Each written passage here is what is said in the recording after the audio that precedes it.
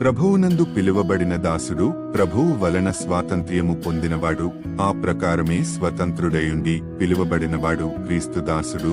కొరింథీయులకు వ్రాసిన మొదటి పత్రిక 7వ అధ్యాయము 22వ వచనము.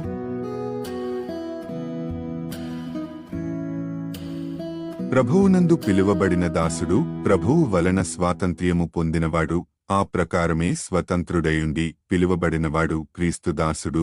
కొరింథీయులకు వ్రాసిన మొదటి పత్రిక 7వ అధ్యాయము 22వ వచనము.